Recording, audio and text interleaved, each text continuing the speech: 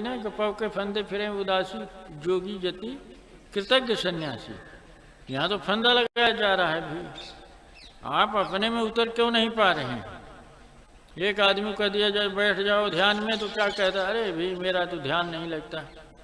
ध्यान क्यों नहीं लगता? अरे मेरा मन बड़ा चंचल है। आपका मन बड़ा चंचल है। किसने बनाया उसको चंचल? आप बनाते हो चंचल। आप बुद्धि को गलत निर्णय में झोंकते हो, आप गलत कर्तृत्वाभिमान की गलत स्थिति में पड़ते हो। तो ये सब तो आपका किया कराया है, इसमें किसी दूसरे का दोष थोड़े है। अपने में उतरना है और फिर प्रभाव क्षेत्र में भी जाना है। तो प्रभाव क्षेत्र में जाने का क्या मतलब है? आप जरा देखिए, आप प्रभावित अपने को कर रहे हैं 24 घंटे शब्द रूप रस स्पर्श पांचों ज्ञानेंद्रियों के सेंसों से आप अपने को प्रभावित कर रहे हैं। ऐसा कर्म है आपका, ऐसा कर्म है तो आप कैसे बढ़ सकते हैं आगे? हैं बताइए।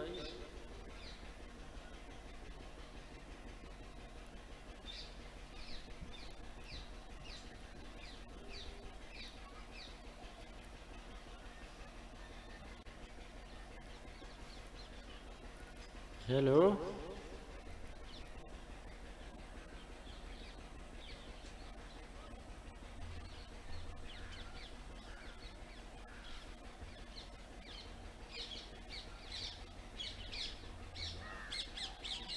हाँ बताइए बताइए, देर मत करिए।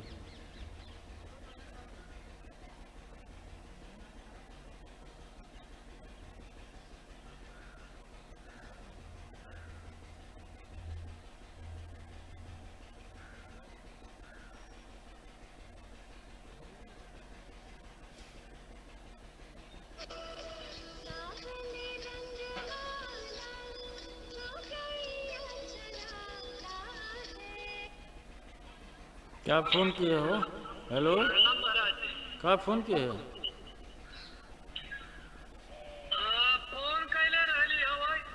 का गाड़ी चल दिले भाई। ये कभी ना हमें क्या फोन किए है? गाड़ी तो हर चले, फोन हमें करबे।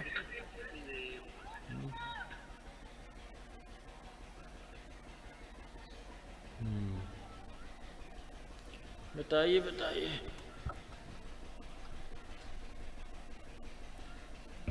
रूप आकर्षण का एक एग्जाम्पल दिया गया था कि चीनी स्वाद जल स्वाद रहित है, हम उसमें चीनी मिलाते हैं।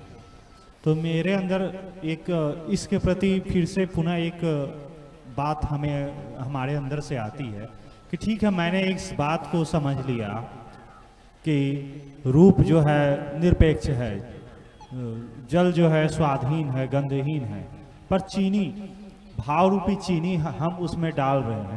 तो भले ही हमारे सामने में जल गंधहीन है, स्वादहीन है, फिर भी हम चीनी तो उसमें डालते हैं। तो यह प्रवृत्ति तो मेरे पास है, मेरे सामने जल भी है और मेरे पास चीनी भी है। मैंने चीनी के स्वाद को जाना और जल की स्वाद रहितता को भी जाना, लेकिन दोनों मेरे पास अभी अवेलेबल है। इसलिए जो है चीनी के जल के स्वाद रहितता होने पे भी मैं जल में चीनी मिला के अभी भी घोल के पी सकता हूँ। पीने की प्रवृत्ति अभी भी है। इसलिए रूप का आकर्षण तो अभी भी है। आकर्षण नहीं है, मैं रूप में अपने भाव का आकर्षण मिलाता हूँ। शब्द से चातुर्य सिद्ध नहीं होता है। शब्द की चतुराई से कोई कार्य नहीं हो पाएगा। आपका शब्द भी ठीक से प्रयुक्त नहीं कर रहे हैं, इसलिए इस पे बोलना संभव नहीं है। आप जो शब्द प्रयुक्त कर रहे हैं वो ठीक नहीं है। अब उसके आशय को निकालना फिर आसान तो है नहीं मेरे लिए। आपने जिस समस्या पे इस बात उठाई उस समस्या को तो आप भूल ही जाते हैं फिर फिर विचार का क्या मतलब? आप शब्द के ऊपर तर्क वितर्क शुरू कर देते हैं, समस्या से छोड़ देते हैं। इससे कोई फायदा नहीं है। ये साधन के बाहर की बात है। ये शब्द का खेल खेलने से फायदा क्या?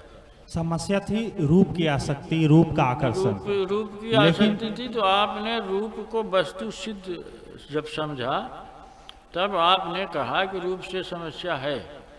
हमने ये दर्शाया कि देखिए रूप कोई वस्तु नहीं है। वो आपने हाँ किया कि हाँ रूप कोई वस्तु नहीं है। तो रूप जब वस्तु नहीं है तो समस्या कहाँ से हो रही है? अब चीनी से है। चीनी से नहीं है। चीनी को जो मैं जल में मिलाता हूँ उससे है, और दोनों तो मेरे पास है ही। बेटा कहाँ, रूप खत्म हो गया? हो गए?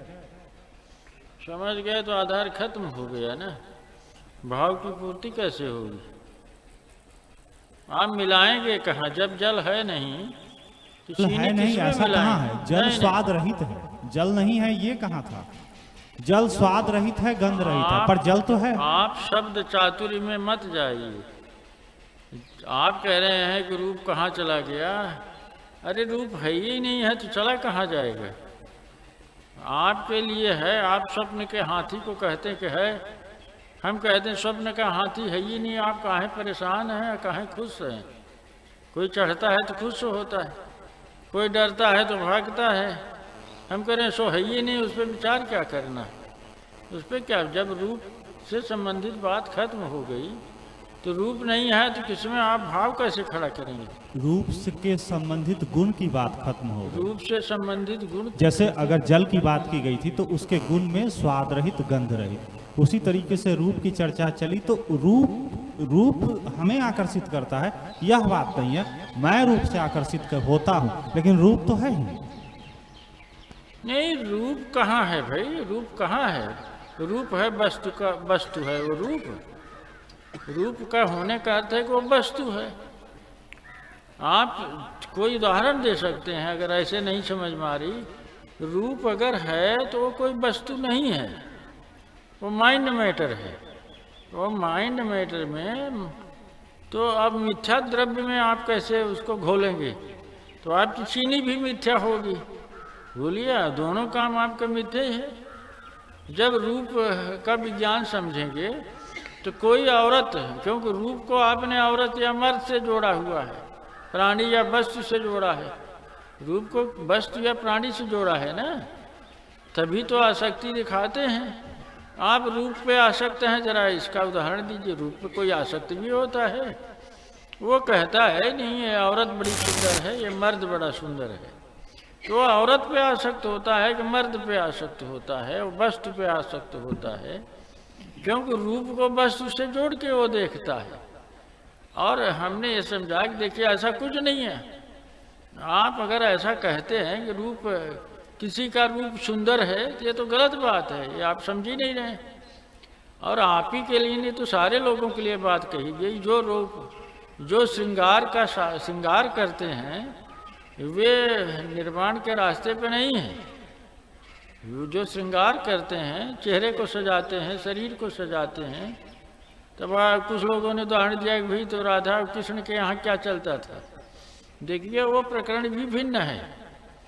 राधा कृष्ण का जो सौंदर्य का हिसाब था वो भिन्न था। वो चेतना का सौंदर्य है, उसमें बार बार आती है। राधा का सौंदर्य प्रेम से संबंधित है। तो आप इसे यहाँ संबंधित रूप से चमड़ी से दिखा रहे हैं, आप इसको चमड़ी से दिखा रहे हैं। तो जो चमड़ी से दिखा रहा है, जो शरीर को सजा रहा है, वो निर्वाण के रास्ते पर नहीं है, वो प्रभाव में जा रहा है, वो माइंड मैटर में उलझ रहा है। तो ये तो सिद्ध किया गया कि भाई नहीं, रूप से कोई मतलब नहीं है इसका। आपने इसे स्वीकार कैसे कर लिया? फिर वो आप फिर कह रहे हैं चीनी है मेरे पास। तो आपके पास चीनी है तो चीनी की बात करिए ना, चीनी क्या है? और जल भी है। जल कहाँ है भाई? जल नहीं है। जल अब स्वाद रहित, गंध रहित समझ नहीं। में आ देखिए, गया। आप रूप की बात करेंगे तो वो सिद्ध नहीं होगा द्रव्य। वो रूप द्रव्य को आप सिद्ध नहीं कर सकते। नहीं, आप मुझे नहीं देख सकते। मुझे देखने का क्या अर्थ है?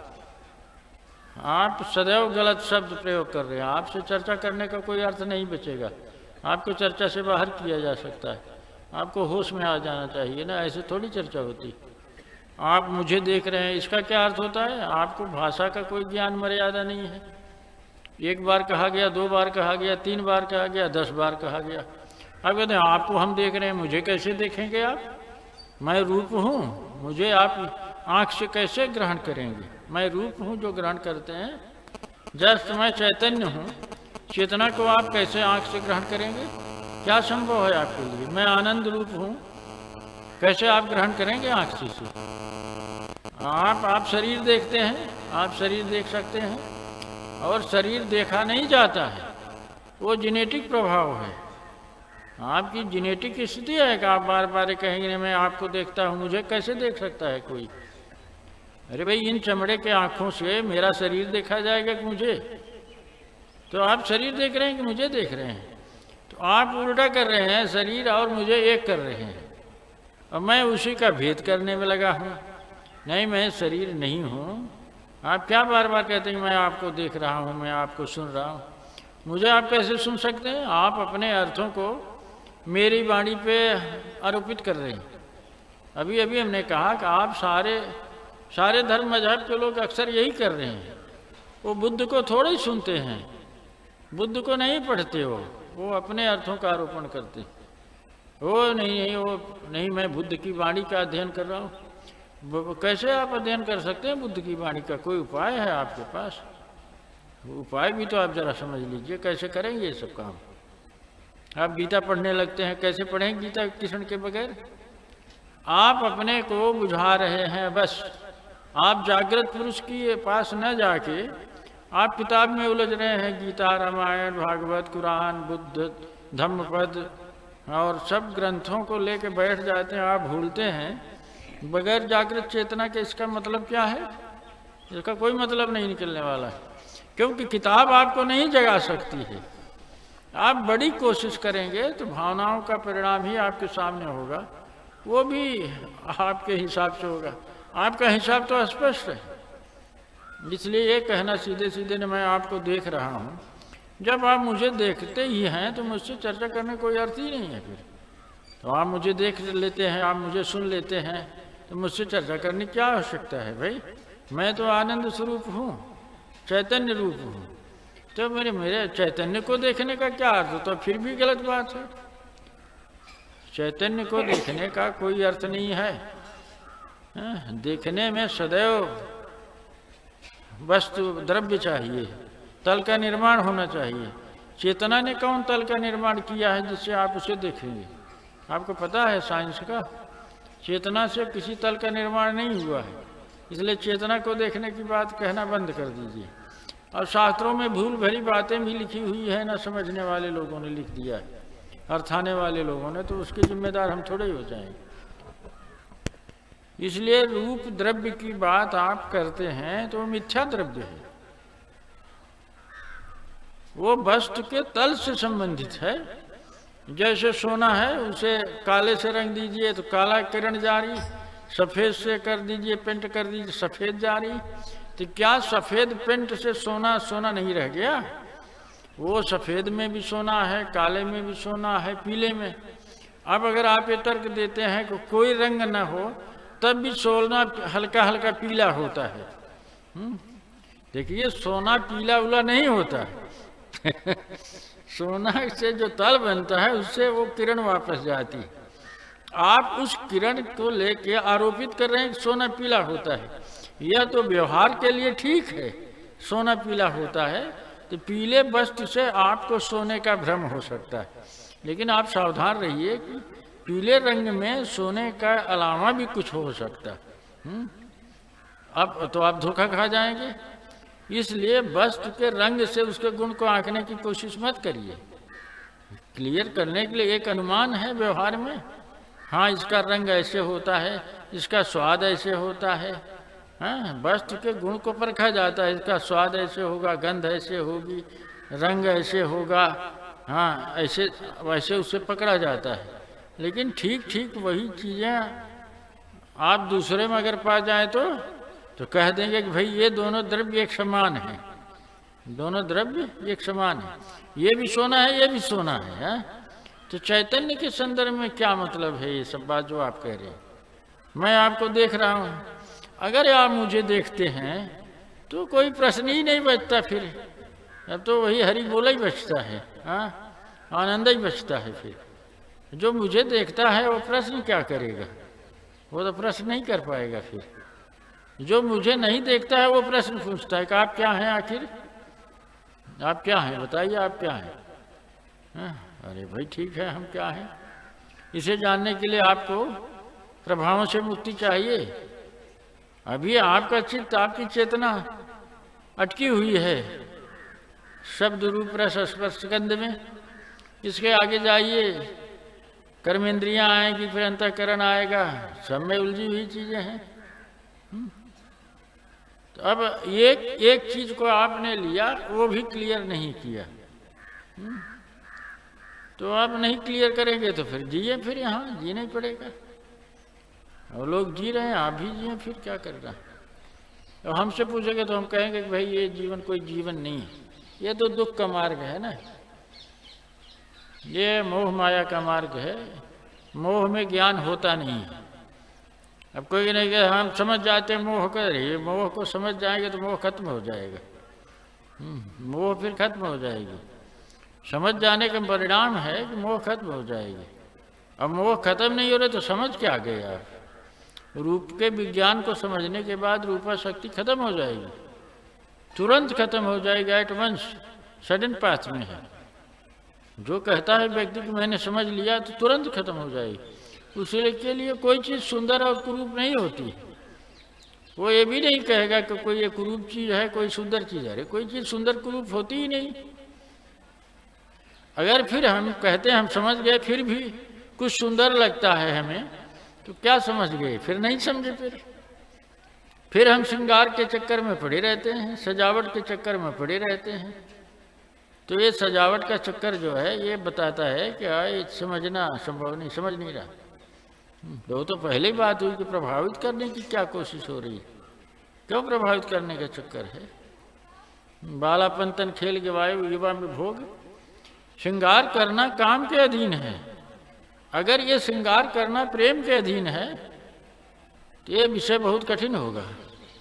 ये श्रृंगार करना अगर प्रेम के अधीन है तो ये कठिन मामला है, आसान नहीं है। जैसा वैष्णवों में आता है कि नहीं भाई वो श्रृंगार करते थे, राधा की श्रृंगार करते थे, कृष्ण श्रृंगार करते थे, तो चर्चा तो आप कर नहीं रहे हैं। तो आप तो काम के तल पे बातें कर रहे हैं। काम के तल पे जो श्रृंगार करते हैं वे जो है अंतर में प्रवेश नहीं कर पाएंगे, संभव नहीं। कैसे करेंगे। तो लोगों ने एक बात बना लिया है ना, वो एक तो अब इस समय ओशो वाला खेमा चलता है ना, हाँ, खाओ पियो मौज करो, फिर थोड़ा थोड़ा नाच लो, थोड़ा थोड़ा ध्यान कर लो। तो एक चालाकी है, ओशो ने एक मनोविज्ञान दिया, ठीक है, आदमी को सीधा बहताएंगे तो नहीं कर पाएगा, इसलिए वो जो कर रहा है उसे करने दिया जाए और उसी में से थोड़ा निकाल लिया जाए। हैं तो बढ़िया चीज़ है, निकाल लिया उन्होंने, मनोविज्ञान खड़ा किया। तो उसको का सन्यासी कहता है अरे मैं थोड़ा शराब भी पी सकता हूँ। हाँ अच्छी बात है, आप पी सकते हैं। तो प्रश्न है कि आप होश में हैं, होश वाली बात करिए ना। आप पी सकते हैं तो क्यों पीते हैं। आपको जीवन जीने के लिए कहा गया तो ठीक है, होश पूर्वक जिएंगे आप। कि जीने का मतलब तो है होश में जिएंगे तो बात पकड़ में आएगी, अगर होश में नहीं जीते तो बात पकड़ में नहीं आएगी। आप क्या तर्क देंगे इस पे, दीजिए तर्क। हाँ हमें समझ में आ गई रूप की बात, विज्ञान, फिर भी हम रूप का चक्कर मुझे है, फिर हम कहते नहीं समझ में आई। हमें शब्द की समझ आ गई, कोई शब्द से मतलब नहीं है। क्या ये शब्द के चक्कर में पड़े हैं। अरे किताबों को बाहर कर दीजिए, ठीक है, शब्द से अलग हटा दीजिए चेतना, क्योंकि ये शब्द आपको अंतर के शब्द में जाने नहीं देते। ये रूप आप दिव्य रूप की यात्रा नहीं करने देते। आप काम के प्रभाव में हैं तो दिव्य सुख की यात्रा नहीं कर सकते। हाँ, क्योंकि ये सब एकदम विज्ञान की बातें हैं। तो आप इस प्रभाव में हैं, इस आसक्ति में हैं, तो आपकी वृत्ति जो है बाहिर्मुख हो रही है। नहीं समझ में आ रही। कम समझ में आती। प्रश्न पूछिए फिर।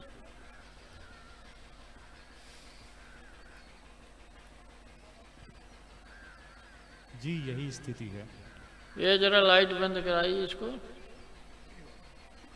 ये वाला सामने वाला बंद करा दीजिए, व्यवस्था हो तो। हाँ, सब बंद करा दीजिए।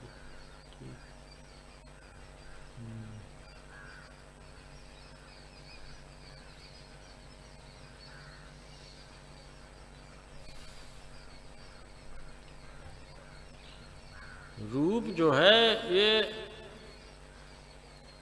इसको समझने का मतलब है कि रूप को समझने का अर्थ है कि 80% तो सब चीज क्रियाएं इसी से संदर्भ में हैं।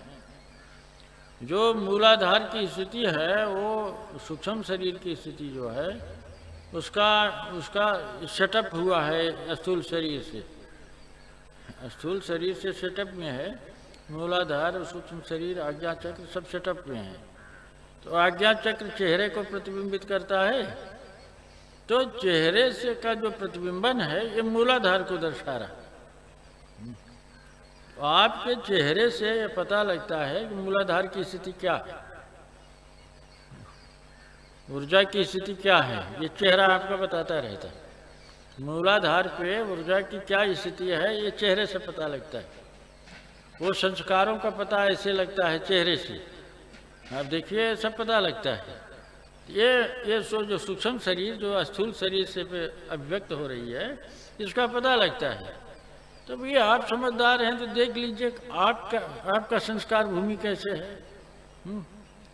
आप अगर आप किसी औरत को सुंदर देखते हैं या मर्द को, तो आप समझ लीजिए अभी काम के तल पे आप खड़े हैं। आप महापुरुष की भूमिका में नहीं प्रवेश कर सकते। उसके आनंद को, महापुरुष का भी तो आनंद उसके चेहरे पे झलक रहा है, उसका भी नूर तो उसके अस्तित्व पे झलकता रहता है। कि वो तो ऐसा थोड़े है कि वो कहेगा कि मैं ब्रह्मज्ञानी हूँ तो ब्रह्मज्ञानी होगा। वो महापुरुष के मुखाकृति पे वो नूर झलकता रहता है। वो आनंद, वो स्तब्धता, नीरवता, शांति का प्रवाह चलता ही रहता है। तो वो चलता तो मूलाधार से है, लेकिन चमकता है चेहरे पे। अब ये सब जीवों के लिए ऐसा ही है, जो जीव जिस स्थिति में है सब झलकता रहता है। अब हम जो देख रहे हैं, जो हम सुन रहे हैं, उससे मेरा भी तो पता लग रहा है ना भाई हमारी स्थिति क्या है।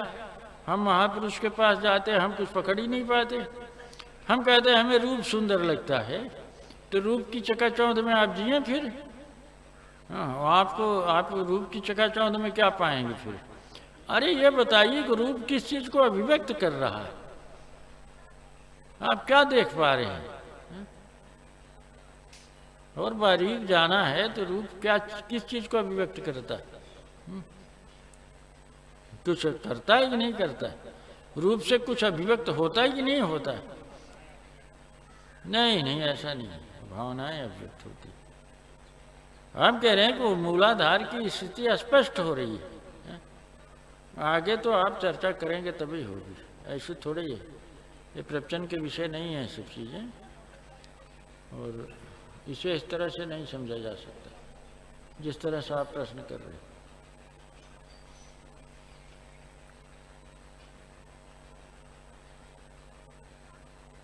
और लोभ ये रहता है कि लोग हमेशा ही रुपए के चक्कर में पड़े रहते हैं। अरे बुढ़े लोग देखिए वो सजावट करते रहते हैं, बालों को, कपड़ों को ऐसे सजाना वैसे सजाना, ये सब किस चीज़ का इशारा करता है। ये रूपा शक्ति को ही सिद्ध करता है। निर्वाण की तरफ बढ़ने वाले लोगों को चेहरे से क्या मतलब है। अरे वे जानते हैं कि मूलाधार पे जो पोटेंसी है वो चेहरे से अभिव्यक्त होगी। आप उसे कैसे कराएंगे। तो कुछ लोग देखिए वो क्या करते हैं, केसर वगैरह लगा लेते हैं चेहरे पे, एक धोखा पैदा करने की कोशिश की जाती है। हाँ, बालों को रंग लेते हैं, चेहरा केसर लगा लेते हैं, बहुरूपिया वाला हिसाब है। भीतर तो घोर दुख है, बाहर चेहरा दिखा रहे। ये तो दूसरों को प्रभावित करने वाली प्रवृत्ति सिद्ध हो रही। अन्यथा जिसकी ऊर्जा अंतर्मुख हो रही है, ऐसे साधक की, ऐसे साधु की, ऐसे सन्यासी की, ऐसे भिक्षु के अस्तित्व में तो वो नूर झलकता ही रहता है। देखने वाले रूप से उसे थोड़े ग्रहण करते हैं। अगर रूप से उसकी ग्राहकता है तो थोड़ा विचार करिए कैसे है।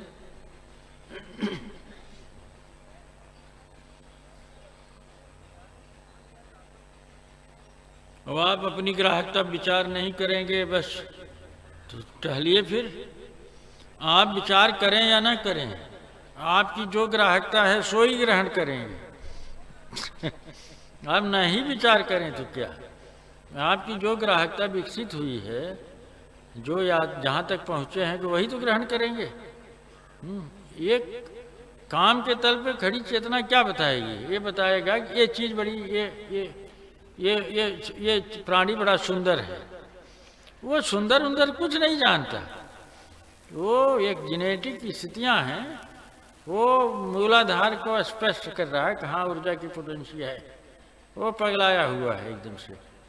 वो स्त्री सुंदर है कि पुरुष सुंदर है, कौन स्त्री सुंदर कौन पुरुष सुंदर, वो तो ऊर्जा की अभिव्यक्ति हो रही है, रूप का उससे संबंध है, तो उस पर तो आप लोग विचार ही नहीं करते। हाँ बंटी, तुम्हें कुछ कहना है?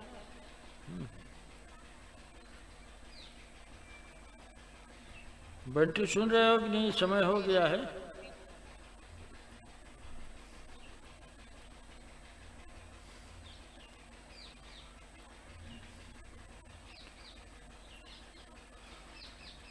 बताइए, कुछ और किसी को कहना है तो कहिए, चर्चा का समय बंद करेंगे।